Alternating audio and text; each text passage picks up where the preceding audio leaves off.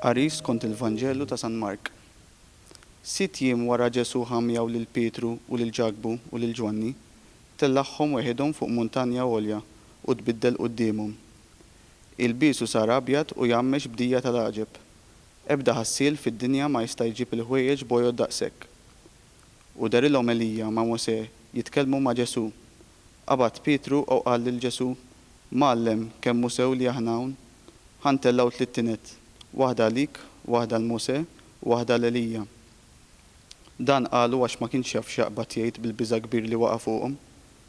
Imbagħad ġiet sħaba u għattiethom, u minn ġo sħaba instema' leħen jgħid: Dan hu ibni l-Għażiż isimgħu lilu. Minnu fih taw ħarsa madwarhom u maraw lil ħadd iżjed magħhom ħlief lil Ġesu waħdu. Huma neżlin minn fuq il-muntanja tom ordni biex ma jitkellmu ma' ħadd fuq li kienu raw qabel ma bin il-bniedem ikun qam mill-imwiet. Huma żemmew kollox moħbi, iżda bdew jistaqsu lil xulxin x'kien ifisser tqum mill-imwiet. Il-kelma ta' Mulej. F'dan il-Vanġelu naraw kif Ġesu ħaftit mill-apostli l-aktar qrib tiegħu fuq muntanja biex inqataw daqsxejn mill-ħajja ta' kuljum. Kien f'dan il-mument propju li seħħet trasfigurazzjoni. U din turini kif ikunu f'momenti ta' skiet u riflessjoni li Alla juri l-glorja tiegħu. F'dan il-qari Alla jgħid: Dan hu ibni l-Għażiż isimgħu lilu. U din turina kif dawn il-momenti ta' kwiet Alla jistedinna biex nisimgħu l-kelma ta' Ġesu u nħadmuha fil-ħajja ta' kuljum. Nemmen ukoll li trasfigurazzjoni hija messaġġ ta' tama biex ikonna bidu ġdid u trasfigurazzjoni ma tkunx biss trasfigurazzjoni ta' Kristu, imma trasfigurazzjoni tagħna wkoll. And whenever I hear this particular gospel, it will always remind me of Poland in 2016. I had traveled there with a group of young people from my community for the conferences of before World Youth Day. And basically, it had been a really great experience. Like, it was a high of my spiritual life. It was just a place where we were surrounded with community. There was just a lot of joy, a lot of enthusiasm, a lot of energy.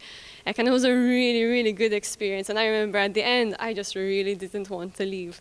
But I had actually reflected about this particular gospel because, you know, the disciples, when they were there, they also had this feeling. I can imagine that this was like a moment of such intimacy with Jesus. It was a moment when they experienced a taste of the full glory of who God is. So I don't blame Peter for wanting to set up 3 tents and to stay there. In fact, the line which always strikes me is like where he says, Lord, it is so good that we are here. Like, can we stay?